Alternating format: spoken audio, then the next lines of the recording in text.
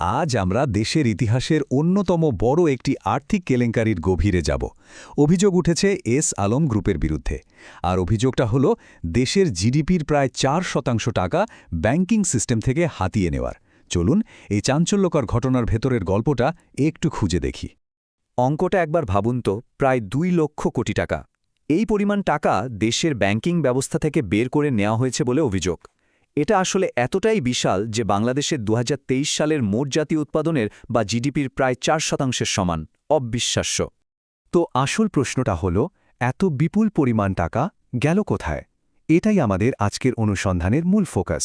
আমরা ঠিক সেই টাকার পথের চিহ্ন ধরিয়ে এগোব। পুরো ঘটনাটা ধাপে ধাপে বোঝার চেষ্টা করা যাক।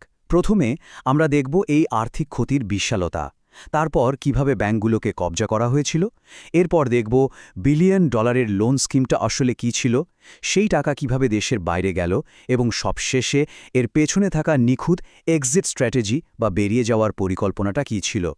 তাহলে চলুন প্রথম ধাপটা দেখি। এই যে আর্থিক ক্ষতি, এর আকারটা ঠিক কত বড়? এটা কিন্তু শুধু একটা সংখ্যা নয়, এটা আমাদের জাতীয় অর্থনীতিতে তৈরি হওয়া একটা বিশাল শূন্যস্থান। আর এখানে কিন্তু একটা অদ্ভুত ব্যাপার আছে। অভিযোগ অনুযায়ী যে পরিমাণ লোন নেওয়া হয়েছে তা এস আলম গ্রুপের দেশে থাকা মোট সম্পদের চেয়েও বেশি। তাদের মোট সম্পদ প্রায় 1.33 লক্ষ কোটি টাকা, আর লোন নেওয়া হয়েছে তারও বেশি। এখান থেকেই কিন্তু একটা বড় প্রশ্ন উঠে আসে, এই লোনের আসল উদ্দেশ্য কি আসলেই ব্যবসা বাড়ানো ছিল? আচ্ছা, এবার গল্পের পরের অংশে যাওয়া যাক। এত বিশাল পরিমাণ টাকা সরাতে হলে তো নিজের একটা টাকা ছাপানোর মেশিন দরকার, তাই না? মানে ব্যাংক। চলুন দেখি কিভাবে একের পর এক ব্যাংকের নিয়ন্ত্রণ নেওয়া হয়েছিল। অভিযোগ আছে ব্যাংক দখলের জন্য একটা নির্দিষ্ট ছক বা প্লেবুক অনুসরণ করা হয়েছিল। যেমন প্রথম ধাপে অনেকগুলো কাগজে কোম্পানির আড়ালে ব্যাংকিং আইন ভেঙে প্রায় 50% শেয়ার কিনে নেওয়া হয়। দ্বিতীয়ত, অভিযোগ অনুযায়ী একটি সামরিক গোয়েন্দা সংস্থার সাহায্য নিয়ে ব্যাংকের বড় বড় কর্মকর্তাদের পদত্যাগ করতে বাধ্য করা হয়।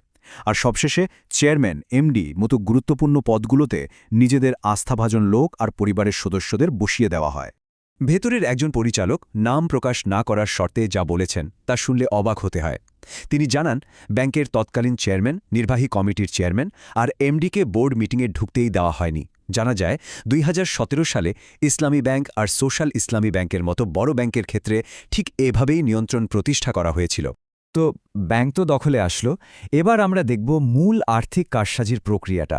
মানে কিভাবে নিজেদের নিয়ন্ত্রণে থাকা ব্যাংকগুলো থেকেই হাজার হাজার কোটি টাকা ঋণের নামে বের করে নেওয়া হলো। এই টেবিলটা দেখুন, এটা একাই পুরো ঘটনার ভয়াবহতা বুঝিয়ে দেওয়ার জন্য যথেষ্ট। শুধু ইসলামী ব্যাংক থেকেই নেওয়া হয়েছে প্রায় 88,000 কোটি টাকা, যা ওই ব্যাংকের মোট দেওয়া লোনের প্রায় অর্ধেক। শুধু তাই না, সোশ্যাল ইসলামী ব্যাংক, এমনকি রাষ্ট্রায়ত্ত জনতা ব্যাংক থেকেও হাজার হাজার কোটি টাকা নেওয়া হয়েছে।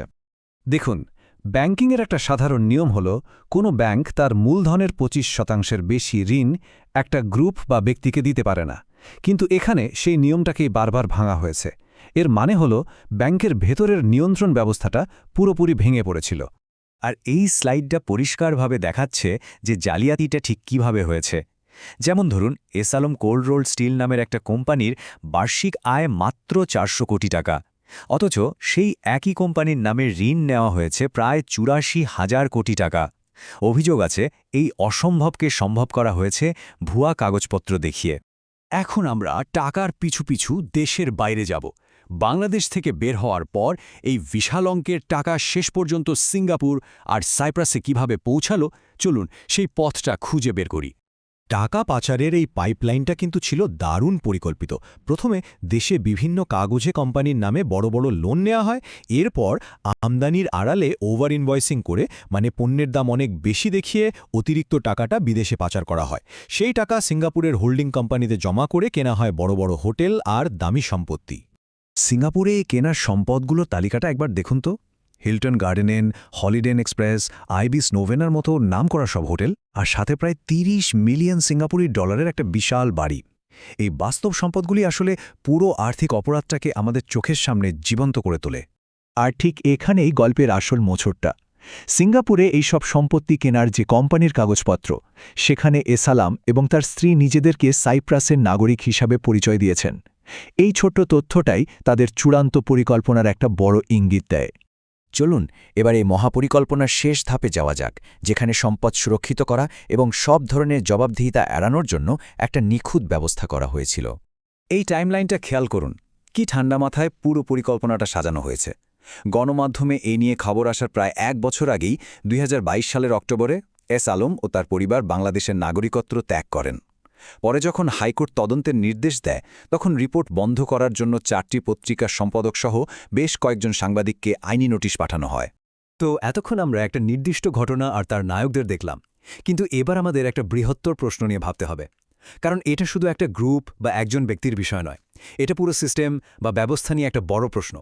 এস আলম গ্রুপের বৈধ ব্যবসার দিকে যদি আমরা তাকাই, তাহলে দেখব তাদের বার্ষিক আয় 54,000 কোটি টাকার বেশি, আর মোট সম্পদ 1.33 লক্ষ কোটি টাকার।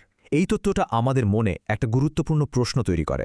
প্রশ্নটা হলো, যদি একটা ব্যবসা প্রতিষ্ঠান আগে থেকেই এতটা সফল হয়, তাহলে আইন মেনে ব্যবসা না বাড়িয়ে ব্যাংক দখল করে টাকা পাচারের মতো একটা ঝুঁকিপূর্ণ পথে যাওয়ার দরকারটা কেন পড়ল? আর সবশেষে সবচেয়ে বড় প্রশ্ন, যে আর্থিক ব্যবস্থা একটা একক গোষ্ঠীকে দেশের মোট জিডিপির 4% টাকা বের করে নেওয়ার সুযোগ তৈরি করে দেয়, সেই ব্যবস্থাটাকে কি আদৌ নিরাপদ বলা যায়? এই প্রশ্নটাই হয়তো আমাদের সবার ভাবার জন্য সবচেয়ে বেশি জরুরি।